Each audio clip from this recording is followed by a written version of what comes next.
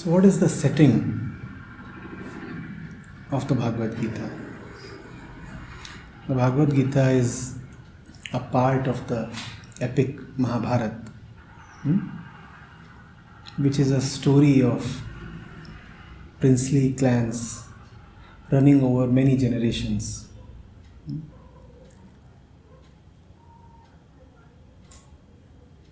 So one side, one group of allies by the name of Pandavas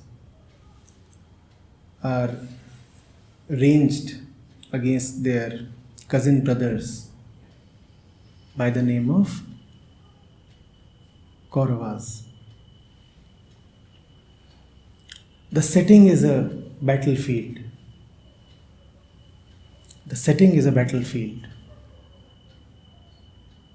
Krishna is the Sarathi, the charioteer of the lead warrior amongst the Pandavas. His name is Arjun. We must go deeply into the setting first of all. There is a conflict. There is a conflict in which brothers, relatives, acquaintances have all been set up against each other.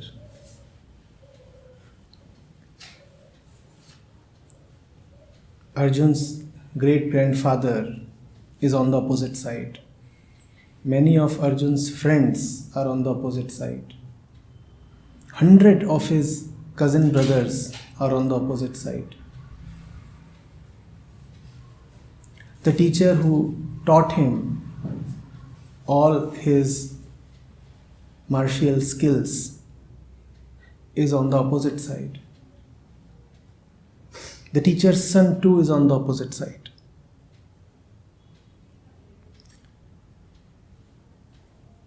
A lot of attachment, a lot of past, a lot of relationships. And on his own side are his brothers, a lot of hurt, carryover from the past, insult that he has seen being meted out to his wife, his woes, his brother's woes, the feeling that he has been treated unfairly, the temptation to be a king again, the urge to get back what appears justifiably his. This is where Arjun is standing.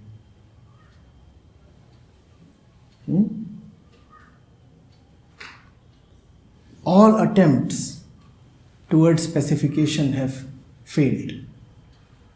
And now it is certain that there would be a war. And it's a great war. It's the war of Mahabharata. Not a single state across the northern plains, across Aryavart, is insulated or secular at this point. Everybody has been forced to take sides. All kings, all princes are either on this side or on that side. There is nobody who can play indifferent. Such is the magnitude of the formation of the war, of the strife. And Arjun is the most renowned, most responsible, most fearsome archer. The Pandavas are lucky to have him on their side. And just when the battle is to commence, Arjun looks at the formation on the opposite side, and what does he see? He sees familiar faces, he sees his childhood, he sees his familial bonds. He asks Krishna, kindly take my chariot to a more central point. Kindly take it to a place where I can see who I am fighting against. Let me first of all know what is this battle all about. So Krishna obliges him, and Arjun looks at the faces of people he is about to fight, and his body starts shivering. He loses all interest in fighting. He says, what is the worth of a kingdom attained by killing one's own kins?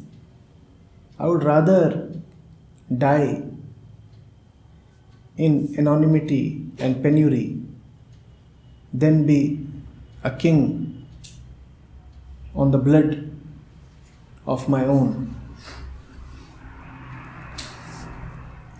This is the prelude to the Bhagavad Gita. Once Arjun has expressed his intention to not to fight, Krishna starts talking to him. The dialogue between Krishna and Arjun that thus commences has been captured as Bhagavad Gita, the song Celestial.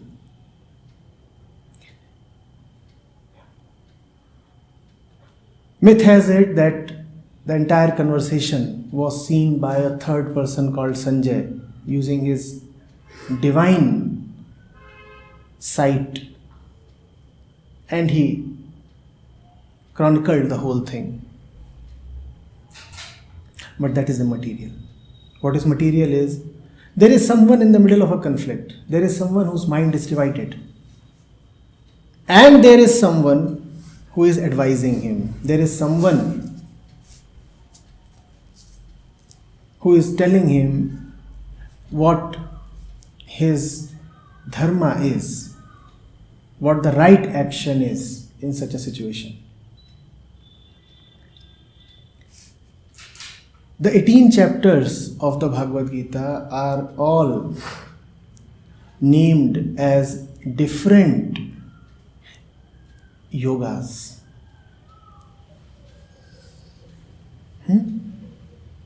These are the 18 chapters of dialogue between Krishna and Arjun.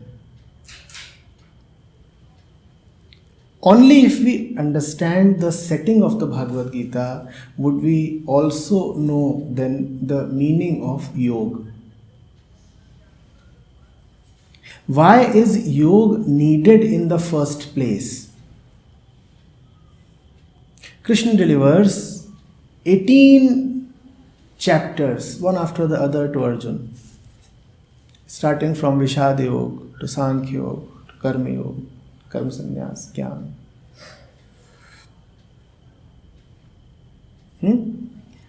What is the need for yoga? The need for yoga is only when somebody is in the state of an Arjun. What is the state of an Arjun? An Arjun is anybody who does not know what is right for him, who does not know how to act in a particular situation, who is caught in decision making. Arjun is anybody who is stuck between attachment and action, past and prejudice,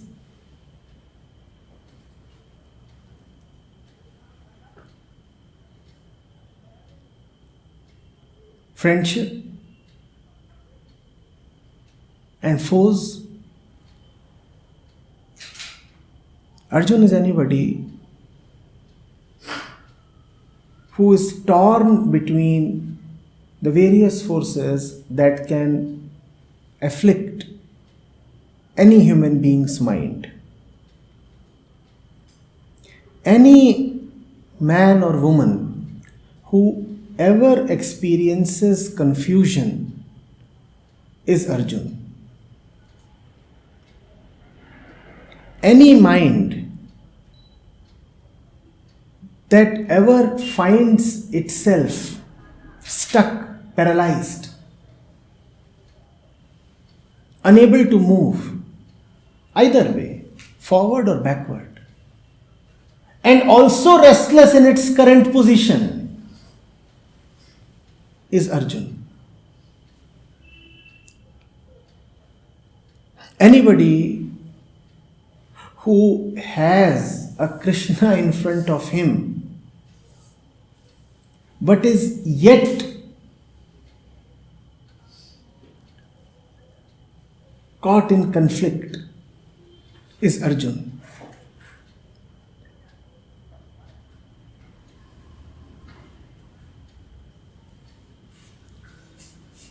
If you are Arjun, then the word yoga is meaningful to you. Yoga is needed only when a man experiences contradictory forces. Only when a mind feels that it is divided between various segments of influence, and the segments are competing and contradicting each other.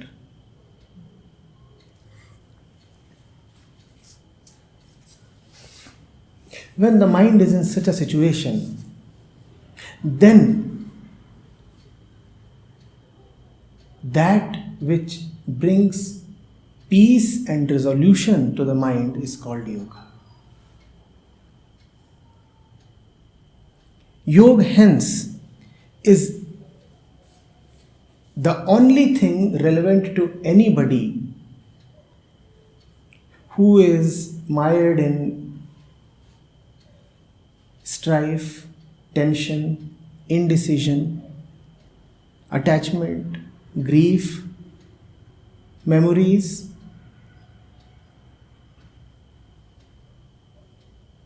If this is what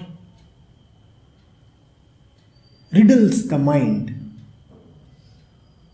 then what one needs is yoga.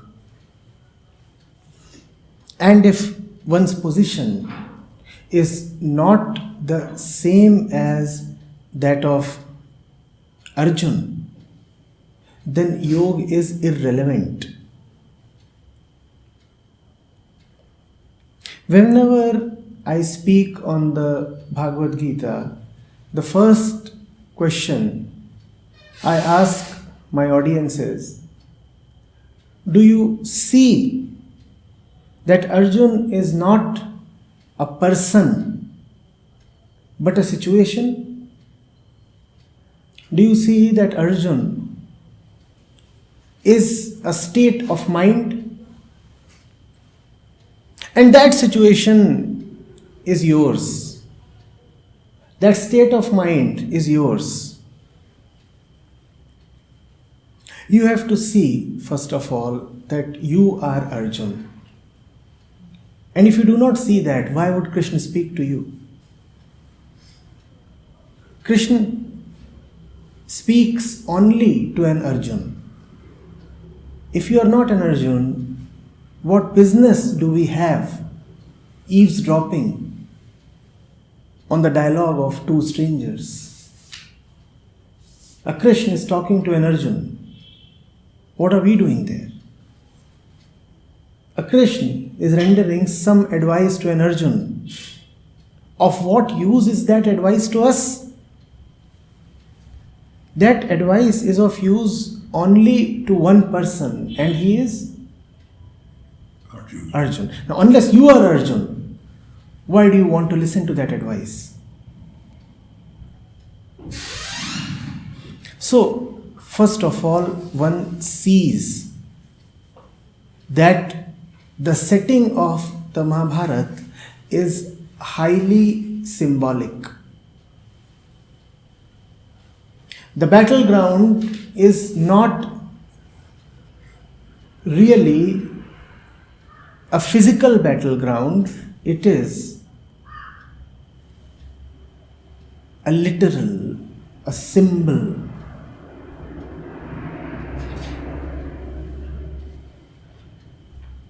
An indicative thing. It indicates the world itself.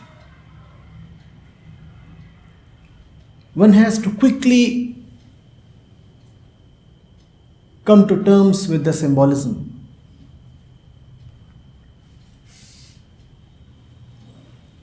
And it's a battleground in which one is not really facing strangers. Our world is a battleground in which we are positioned against those with whom we have relationships. If there is somebody as a stranger, it is quite unlikely that you would have a serious feud with him. Our most problematic engagements are with those with whom we have a past, a relationship, a history. Strangers hardly ever come to grieve us, to afflict us. It is those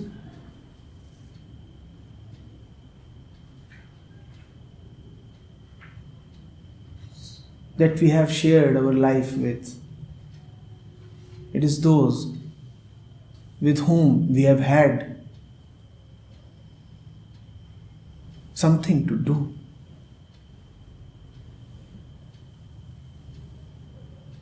The battleground is our own life. Arjun's predicament is our own confusion. And hence, anybody and everybody who is standing confused, not really knowing who he is and what he ought to do, which way to move, how to decide, where to put in energy and from where to withdraw.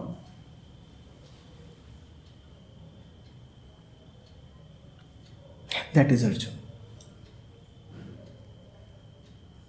So through all the literal tropes, we are being shown the situation of our own life and in the character of Arjun, our own face.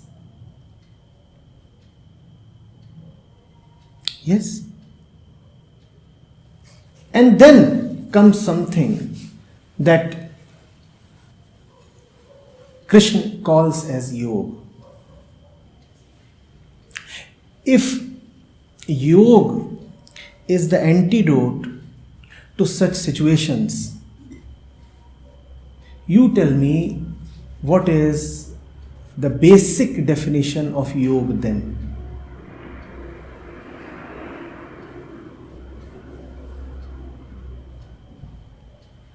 There is Arjun, who is in a particular situation. And Krishna is offering him yoga as freedom from that situation. So what is yoga then?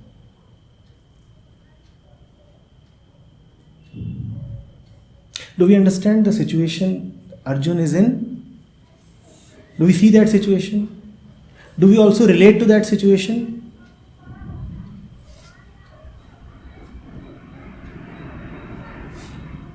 Now in that situation, Arjun is suffering. Chapter 1 of the Gita contains description of Arjun's suffering. He says his body is burning. He says his hand has lost the power to even lift his bow.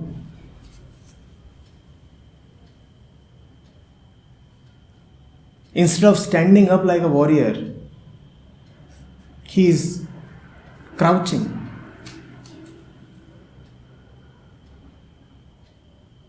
He has put his face on his hands as if he is hiding his face. That's his situation. Now, as a treatment of this situation, Krishna offers him chapters on yoga. So, what then is yoga?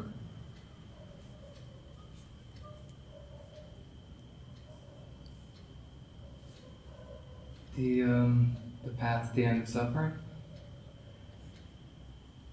And what kind of suffering is it with Arjun?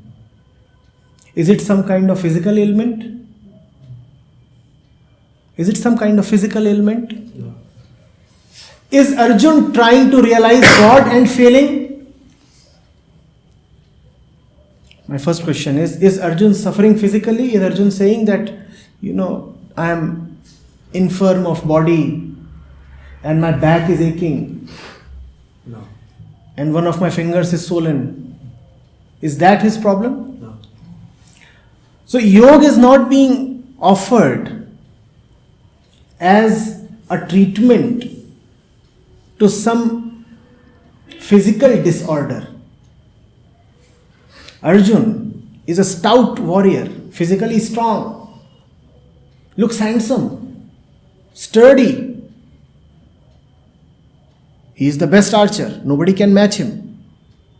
There is nothing wrong with his physicality. So, yoga is not being offered as a treatment to some physical ailment. Clear? At no point, while stating his predicament, does Arjun say that he is in a spiritual quandary. Arjun does not say that he is seeking enlightenment. Arjun does not say that his self-inquiry is stuck. Arjun does not say that he wants God.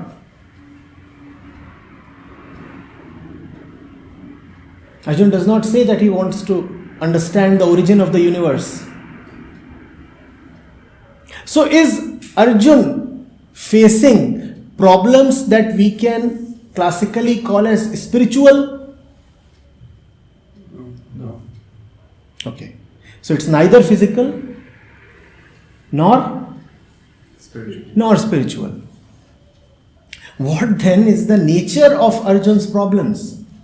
In the mind. Mental. Very, very mental and ordinary and all pervasive and commonplace. Arjun's problems are Commonplace. your problems and my problems. Right? What to fight, whether to fight. Why not simply escape? Why not go somewhere and sleep peacefully? Why face the world at all?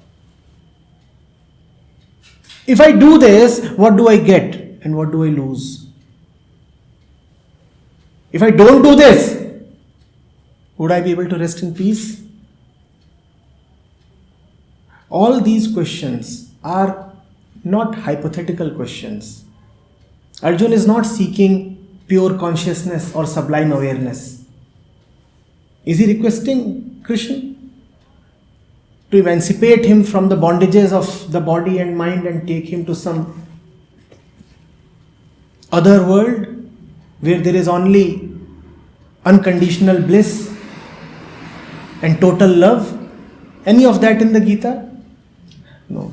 That is why the Gita is such a practical document, and that is why it has held its own through centuries and centuries and centuries. Because the Gita does not talk otherworldly nonsense. The Gita is a thing of this world. The Gita is addressed to someone who is facing very, very manifest practical and material problems. The Gita does not seek to cure imaginary diseases. The Gita is not about rising up into the heaven. The Gita is about living in this world. The protagonist of the Gita is in a very, very common situation. It is a situation that every man and woman on this earth can relate to. In fact, if someone says that he cannot identify with the situation of Arjun, then he does not know his own situation. There is nobody who is not an Arjun. And hence there is nobody who does not need a Krishna. Right? So Arjun is not asking that, Krishna, Lord, tell me what is moksha. Tell me how to rise into nirvana. Tell me the path of unconditional love. Arjun is not interested in any of that. Arjun is asking, here in front of me are my brothers. Do I fire or not? Fight or flight? Engage or escape? That hardly seems a spiritual question. And that's a funny thing, because whenever the situation is real, then the answer to that situation has to be spiritual. But whenever the situation is forcibly, artificially, dramatically created as spiritual, then the answer is always unreal. I'll repeat that. If you come up with a real life situation, then the chances that you would be able to enter spirituality are very, very high. Because spirituality is the most real thing possible, the only real thing. Reality itself is spirituality. So only when you honestly come up with what is happening in your life would the doors of spirituality open to you. But if you come up with fancy, make-believe questions that really don't have much to do with your actual living, then all you will get is fairy tale answers. And fairy tale answers can please you but not help you.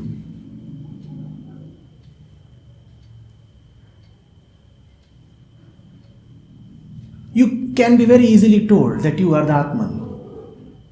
And you can memorize that. But that really does not help you navigate through life. You can very easily told that you are just nothingness and sitting as a body. You take it to the heart that you are nothing and nobody. That gives you another nice concept to identify with, but does not really help you. What Krishna is telling Arjun is practical help. That practical help is called yoga. Practical help for practical issues in life. Direct, honest, to the point. What is happening? Let's talk about that. We are not talking spiritual fancies.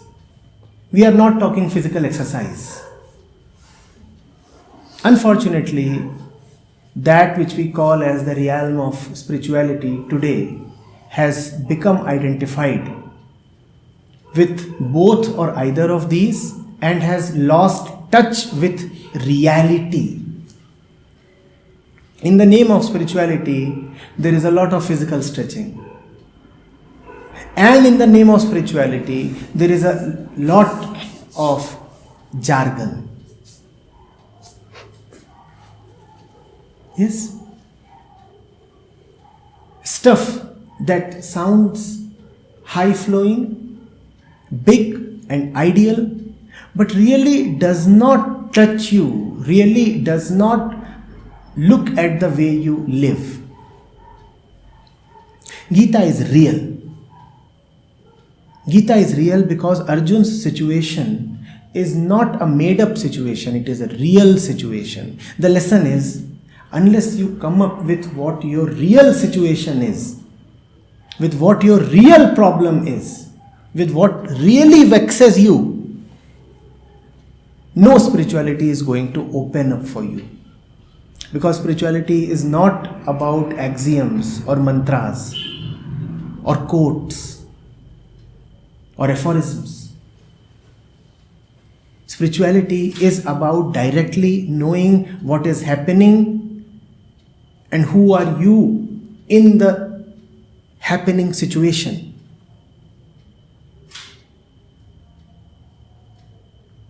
Getting it?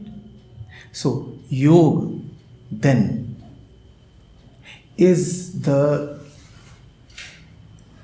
coming together of the various divided fragments of the mind. The mind is a wonderful thing.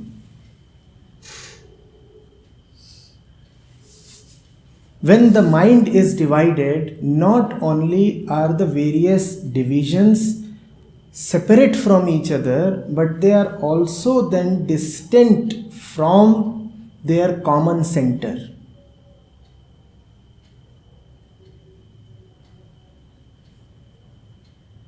So then, the various parts of the mind, the various thoughts, the various influences, the various moods and opinions, they fight not only with each other, but also with reality.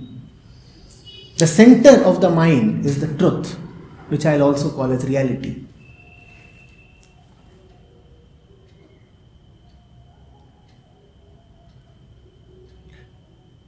Coarsely, you can take the mind as a sphere, A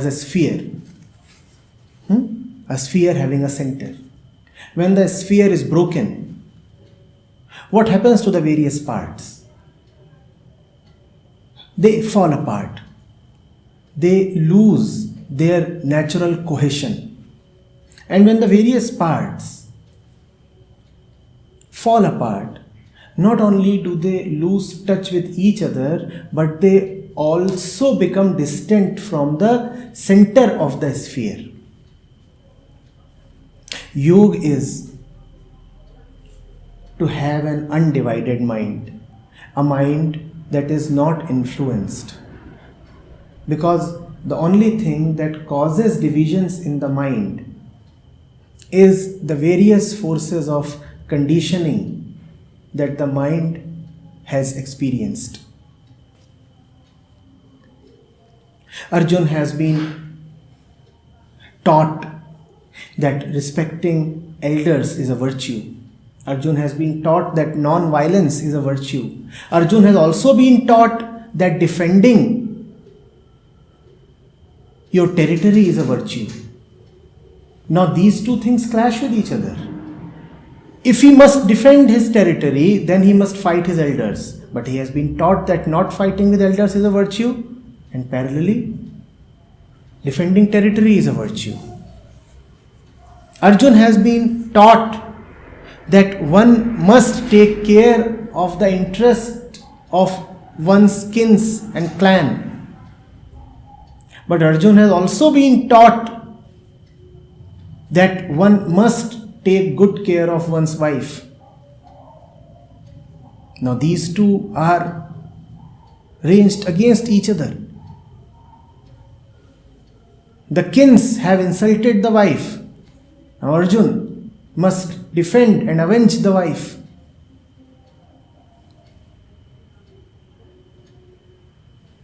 This is how the mind gets divided. Society influences it, media influences it, religion influences it. The entire gamut of experiences of the past influences the mind. The biology inherent in one's cells and tissues influences the mind. The country you come from, the system that you have experienced in terms of politics, economics, even ecology. That is what constitutes the mind. The mind is a bundle of influences. And these influences do not agree with each other. They fight with each other. Hence the contradiction, hence the strife that makes our life a battlefield. That is human suffering, that is grief. One part of oneself is fighting with another part. And none of the parts is prepared to be related directly to the center. All parts are off center and in disagreement with each other. Yoga is to have a composite mind. Yoga is to return to one's innocence, one's primal purity, in which the mind is not conditioned or stained at all. That is yoga.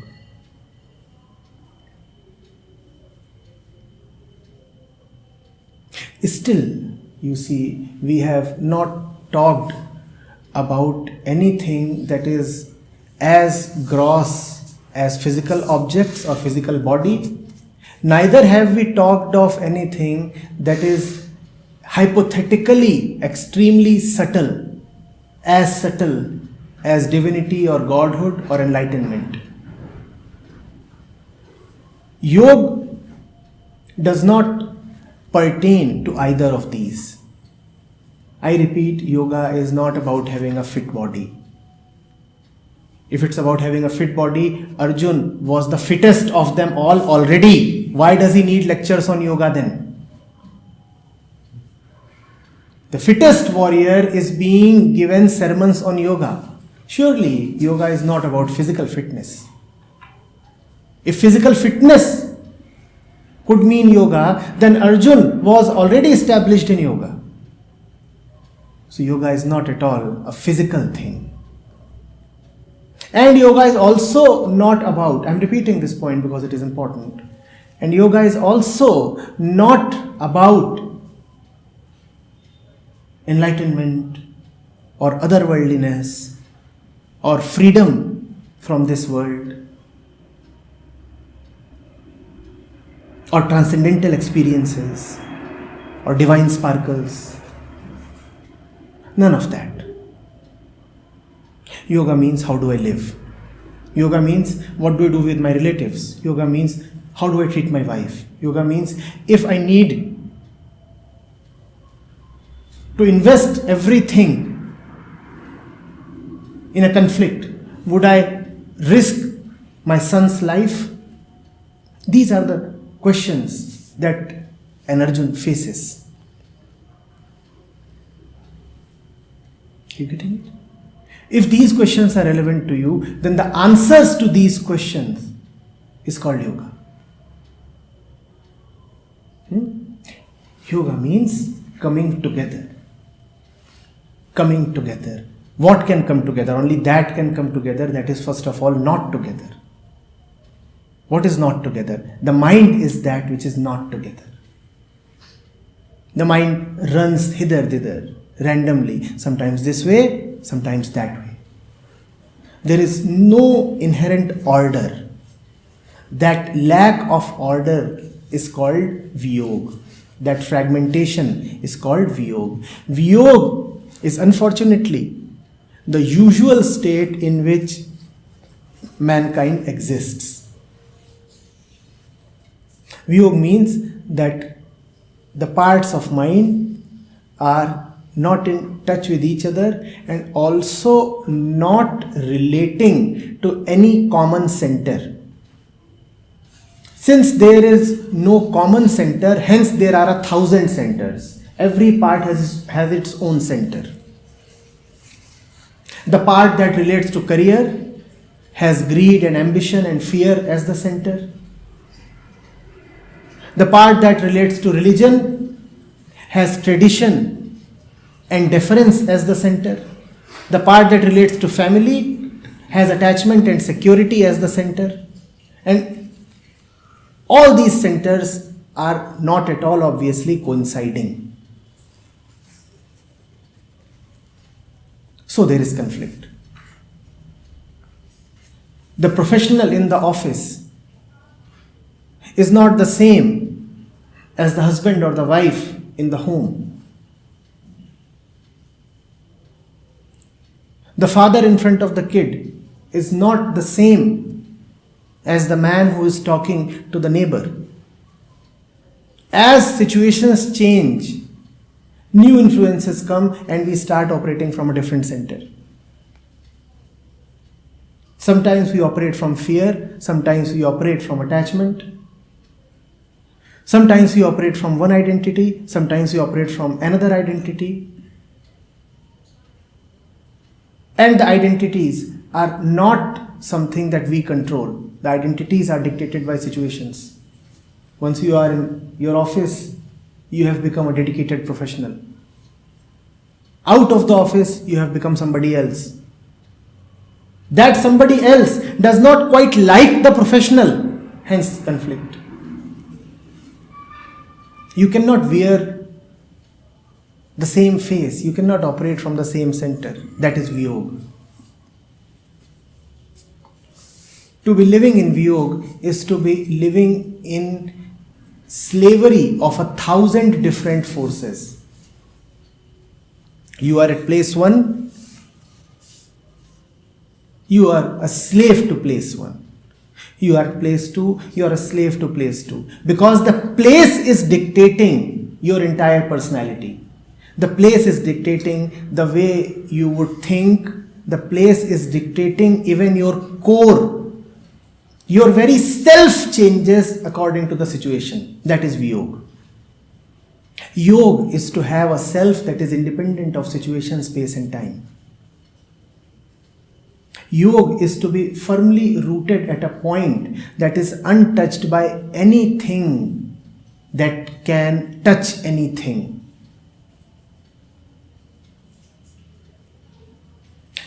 Arjun is constantly told, be yoga rudha. Yoga rudha means firmly seated in yoga. Firmly seated. So that you cannot be displaced. So that no vibration, no force, no temptation, no fear can really disturb you or dislocate you.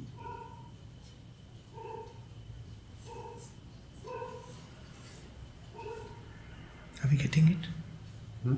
Finding practical solutions, finding real solution to the real situations of life is yoga.